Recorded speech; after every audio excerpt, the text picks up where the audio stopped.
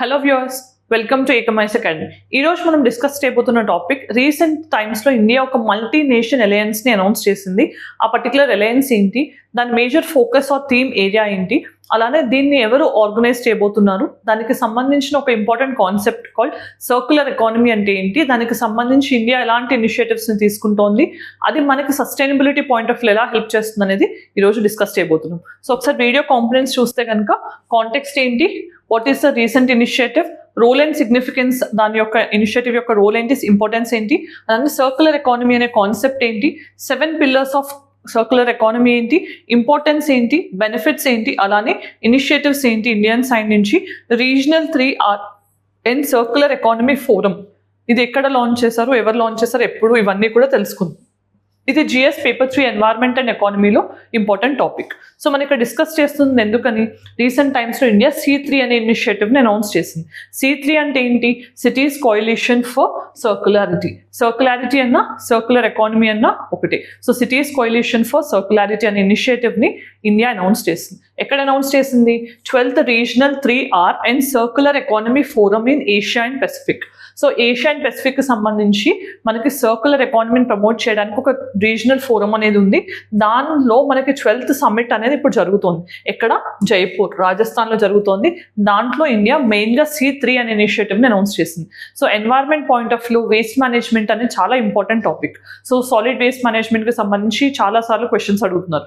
So waste మేనేజ్మెంట్లో పర్టికులర్గా మనం దాన్ని తగ్గించాలి అన్నప్పుడు మెయిన్గా చూసేది 3R ఫార్ములా. 3R అంటే ఏంటి, మనకి రెడ్యూస్, రీయూస్, రీసైకిల్. సో దీన్ని 3R ఫార్ములా అంటాం. సో మెయిన్గా waste management point of view 3Rs ఏదైతే ఉంటాయో దీన్ని సర్క్యులర్ ఎకానమీ అని అంటాం. అంటే మనం ఏదైతే ఉంటుందో యూజ్ చేసే వాటిని రెడ్యూస్ చేయాలి, వాటి యూసేజ్ని, అలానే వాటిని మ్యాక్సిమం రీయూజ్ చేయడానికి ట్రై చేయాలి. అండ్ దాని లైఫ్ టైం అయిపోయింది అనుకున్నప్పుడు దాని నుంచి రీసైకిల్ చేసి మళ్ళీ ప్రాసెస్ చేసుకుని కొత్త ప్రోడక్ట్స్ని డెవలప్ చేసుకునేటట్టు ఉండేదాన్ని సర్క్యులర్ ఎకానమీ అంటాం. కొన్నిసార్లు 4Rsని కూడా చెప్పొచ్చు. ఇక్కడ ఉన్న 3Rsకి మనం రెఫ్యూజ్ అనే టర్మ్ని కూడా యాడ్ చేసుకోవచ్చు, రైట్? సో ఇదొకటి గుర్తుపెట్టుకోవాలి. నెక్స్ట్, మరి ఇక్కడ మెయిన్గా మనం డిస్కస్ చేస్తుంది ఏంటి, ఈ C3 ఇనిషియేటివ్ అంటే ఏంటి. సో ఇది ఒక multi nation alliance.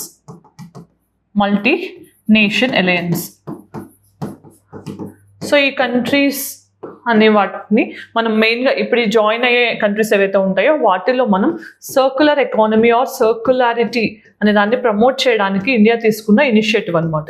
Circular economy అంటే ఏంటో మనం ఇప్పుడే చూసాం. సో ఎస్పెషల్లీ ఇది వేస్ట్ మేనేజ్మెంట్కి సంబంధించి ఒక మేజర్ ఇనిషియేటివ్ అనమాట. సో వేస్ట్ మేనేజ్మెంట్ అంటే ఏంటి, మనం వేస్ట్ని రెడ్యూస్ చేయడమే కాకుండా దాన్ని రీయూజ్ చేసే ఛాన్సెస్ని అండ్ మెటీరియల్ ఎఫిషియన్సీని అచీవ్ చేసే విధంగా ఈ పర్టికులర్ ఇనిషియేటివ్ని డిజైన్ చేయడం జరుగుతుంది. మెటీరియల్ ఎఫిషియన్సీతో పాటు మనం రీయూజ్ చేయడం, రెడ్యూస్ చేయడం, ఇవన్నీ కూడా దీని యొక్క ముఖ్య ఉద్దేశం.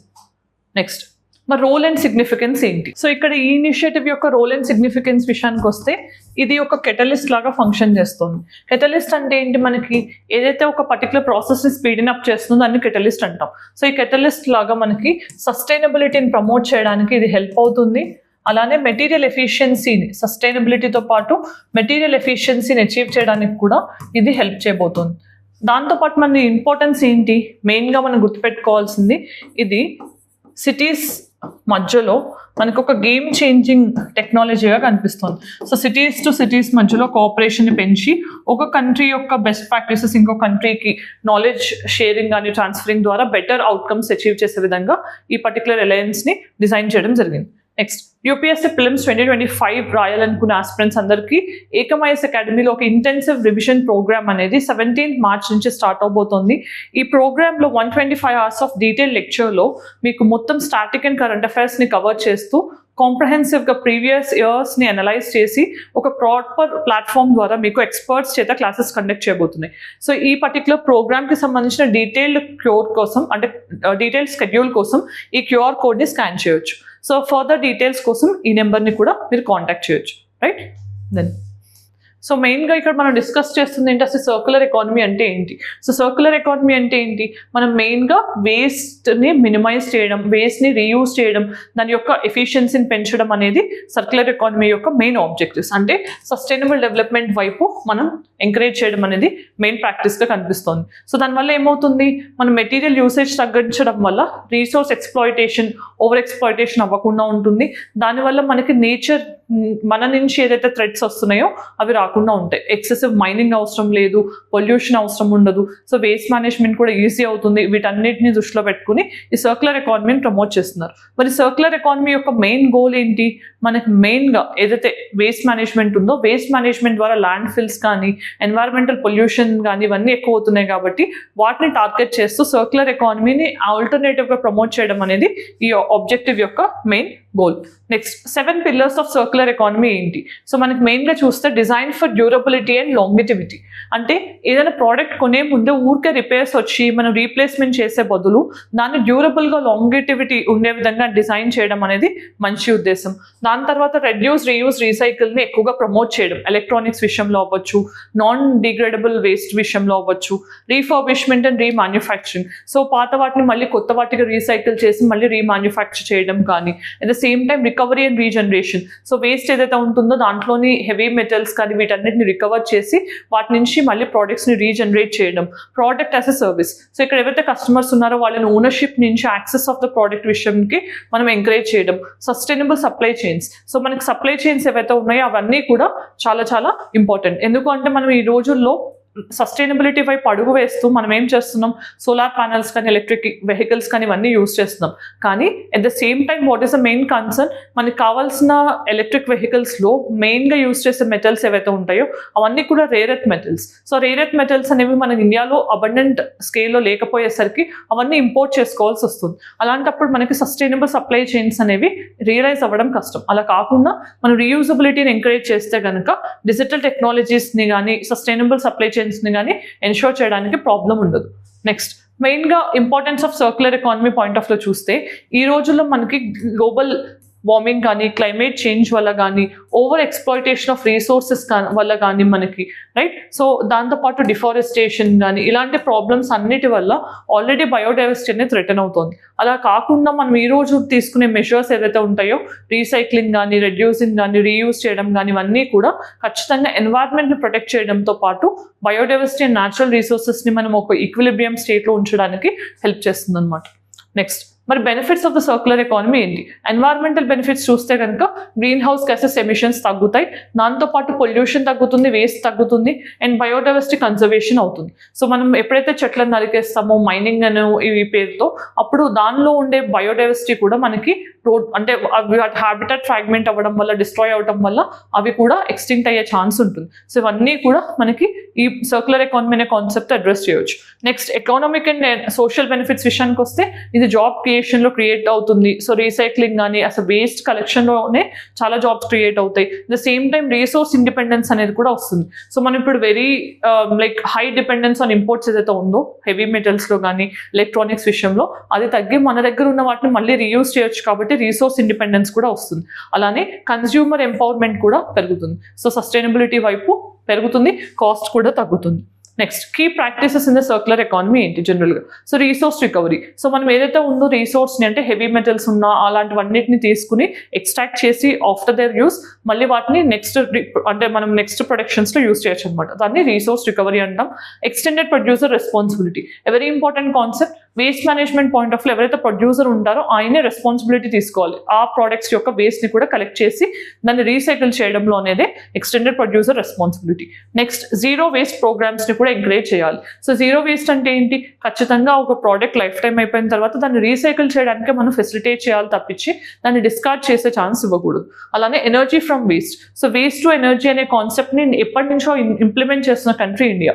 సో మనం చిన్న దాంట్లో కూడా వేస్ట్ జనరేషన్ అవ్వకుండా దాని నుంచి ఏదో ఒక ఫామ్లో బెనిఫిట్ పొందడానికి ట్రై చేస్తుంటాం. సో వేస్ట్ టు ఎనర్జీని కూడా మనం మెయిన్గా ఫోకస్ చేయాల్సి ఉంటుంది. అలానే కేస్ స్టడీ పాయింట్ ఆఫ్ లో చూస్తే కనుక ఒక కంట్రీలో ఉన్న ఆమ్స్టర్డామ్, సో ఏ కంట్రీలో ఉంది, ఏ కంట్రీకి అది క్యాపిటల్ అని తెలిస్తే ఆన్సర్ కామెంట్ సెక్షన్ చెప్పండి.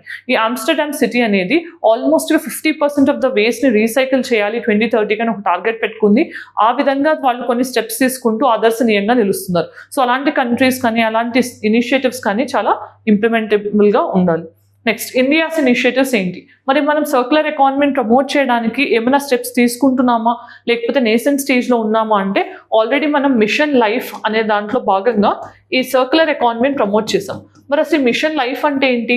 Life style for environment. So ఇది COP26 గ్లాస్గో సమ్మిట్లో UNFCCCకి సంబంధించి COP26లో మన ప్రైమ్ మినిస్టర్ గారు అనౌన్స్ చేయడం జరిగింది. మిషన్ ఫర్ లైఫ్ అంటే ఏంటి?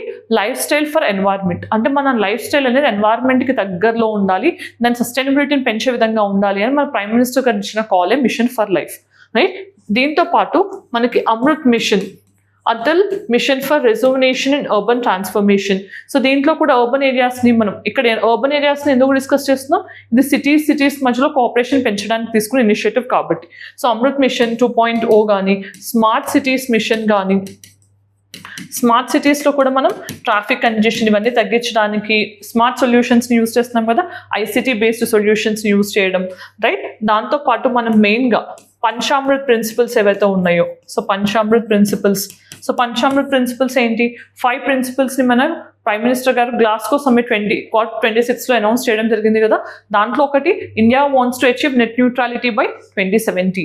నెట్ న్యూట్రాలిటీ అంటే where carbon emissions are equal to carbon absorptions, ఆ స్టేట్ మనం 2070కి అచీవ్ చేయాలని.